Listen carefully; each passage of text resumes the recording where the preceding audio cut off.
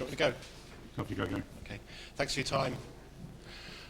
Obviously, as a whole, January was successful for the club, but can we get your thoughts? It's the first chance we've had to on the actual deadline day dealings.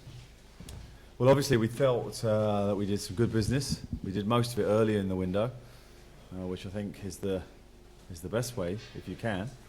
But very pleased with the incomings. I think we've got a big, powerful squad to go forward for the next period. You specifically gone for places where you might have needed a bit of backup, have you? Yeah, and to strengthen the team. I thought there was areas that we needed a bit more experience and a bit more quality. And Suarez arrived. There's a good track record in France. He's a player I know well from my days of scouting Debussy and Cabaye out of Lille. So hopefully he settles in quickly. Jordan has already played, but it's still got one or two others to make their debuts, and hopefully sooner rather than later. A few bits of business on deadline day itself, including obviously firming up the Zaha deal, making it permanent. Your thoughts on that, and have you spoken to him about what you hope he can bring now he's future secure? Well, of course, because the most important thing is to have a player that you're going to hopefully enhance and bring value to the football club, not for somebody else. So I thought it was quite an important deal that we made to secure his future here and to kickstart his career somewhat. I think he's got fabulous technical ability, and he now needs to bring that on a consistent basis to the first team. But now we don't carry any loan players; they're all ours, and I think that's important too, because when you're fighting in a relegation scrap, which we are, you need everybody really pulling for the football club. And Keshi Anderson, I guess, is one for the future, but there's a lovely story surrounding his arrival here. Can you tell us it from your point of view? Well, he's just a player that kind of come to our attention really late. A little bit of interest in him from other clubs, and we played against us, and we just caught our eye, and it's a great opportunity for him, and a similar route that I took myself coming from Nonleague. So he'll have great sympathetic eyes from my point of view for him to progress. Just one more on that, and what a way to get a deal and catch the eye of a Premier League club. I think he came on and scored a perfect hat-trick in 6 minutes, is that right?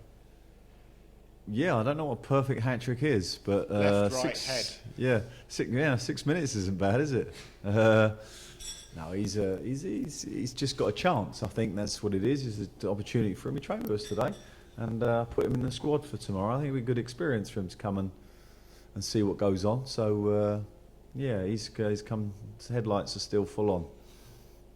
Brilliant. Barry, just finally on this, Barry Bannon's gone on loan, and he's promising to prove himself and come back and get in the team here. Well, Barry's a player that needs to play, and we bought Chungy in on the opposite route, and they was keen for Barry, and I felt it probably was a good opportunity for him to play and get himself up to speed. He's still our player, and we'll keep a close eye and watch on him there. So hopefully that deal works out for both football clubs. What about the challenge of Leicester then, Alan?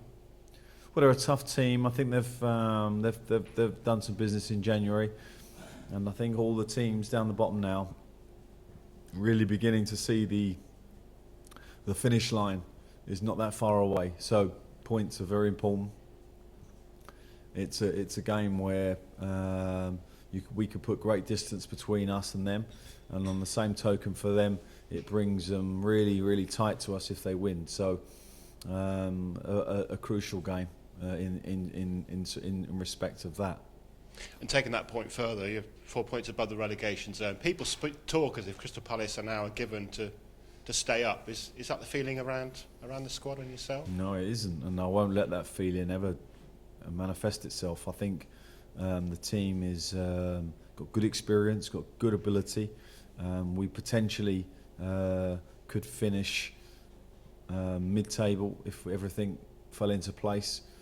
But I think we all know that we've got a big battle on our hands because there's no one falling away in the Premier League this year. So everybody's competitive. Every game will be competitive, and we have to make sure that we are too. A couple more. You're not, I could take it personally, thinking about Wednesday's game just yet? No. A little bit on that, and Derek Lambias has apparently told the manager at Rangers he has to play the 5 Newcastle players that have gone there on loan. As a manager, what do you make of that? I've got no comment to make about that. That's a situation between Rangers and Newcastle that I have no information of and no insight into. Does it surprise you, though? I have no comment to make on it. Harry Redknapp has decided for now to call it a day. Again, was that a surprise to you? Well, I don't think he's called it a day. He's called it a day at QPR. I think Harry will be very keen to come back once he's got himself up and running.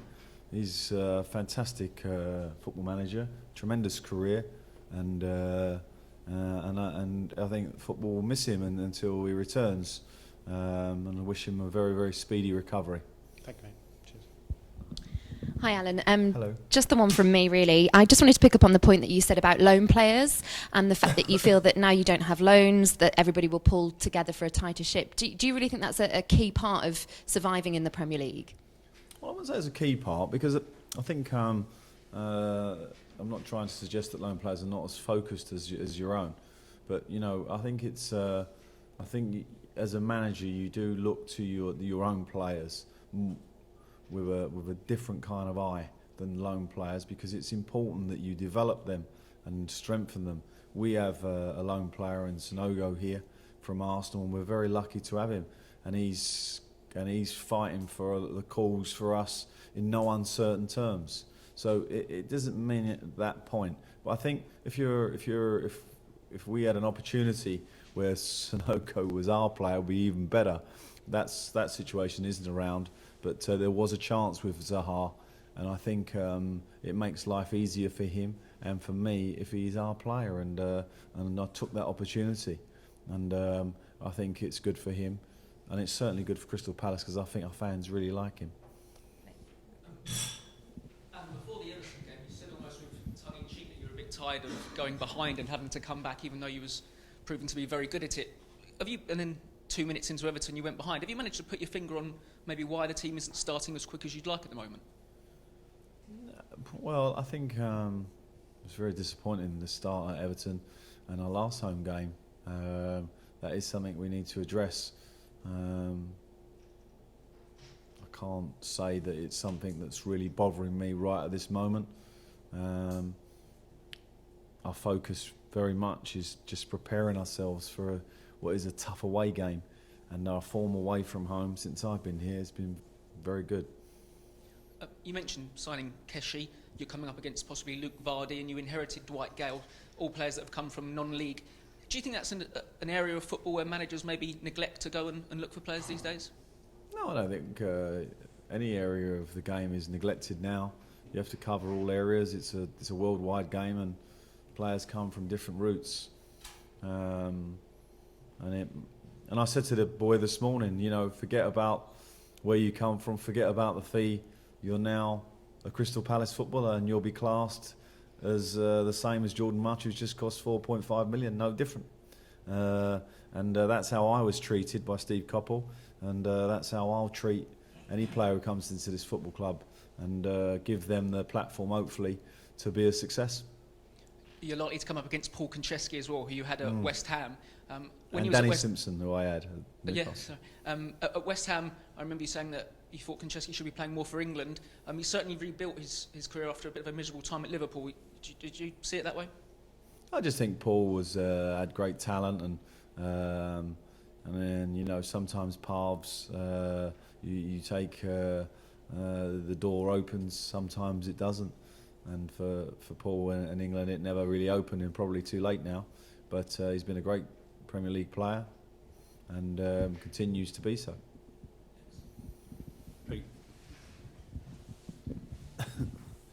Hello, Alan. Hi. We seem to have been involved in worldwide tournaments right from the end of Christmas, and we're still involved in this African Cup of Nations, although Palace haven't got any players involved. Are you a fan of this? Do you think that we should revisit whether these tournaments should go on at this time of the year? I just think that the world diary in terms of football is always going to be complicated, and these tournaments, you have to accept, do go on. You know, in respect to Jananak, who's just returned from Australia, he has a very sore ankle, and that's disappointing for us. But you know, he's won the trophy, and so what you gain, you lose. In some respects, we still have Balassi out in the African nations, and he'll be returned after the third and fourth place. So it is impacting on us as much as I suppose a lot of Premier League teams. The start of the season, we all know when it's coming, so we have to deal with it. You mentioned there about it's a worldwide game, and you'd look for players. Alien abduction. You'd look for players from non-league right throughout the world. Is Africa a really big market now for Premier League managers to look for? You've got overpriced South American players, overpriced European players. Do you get value for money from African players? I think you get, well, value for money is very difficult to get in any business, and particularly in football at the moment. Who knows whether we got value for money in this last window? You don't know really until the longer term. And but I do think that the African players have made a huge impact on the Premier League, and they'll always be coming from that continent, because I think it suits them, the Premier League, and we certainly hope that Suarez will be a success for us.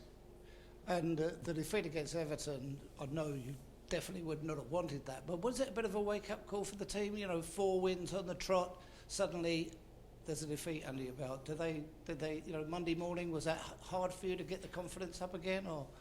No, I don't think it was difficult to get the confidence up, but I do think it was a setback because, it was a game that we probably dominated more than any other game since I've been here, and we couldn't find a route through them. So that's the beauty of football. It starts serving up different questions. We've changed our style a little bit, and we didn't quite get it right on Saturday in terms of getting points from the game. The most important thing, no matter what your game plan is that you get points. And unfortunately on Saturday we didn't do that. And were you pleased with last night's result? You've got Liverpool now in the Cup. Well, it was going to be always a kind of historic game if we played Liverpool, because of the history, not just of my time as a player, but also last year in the league, and also the result this season. And I think Brendan mentioned that after the game. So there'll be a lot riding on the game in terms of passion and memories, and that's one we can look forward to. Okay, one more broadcast at the back. I can, yes.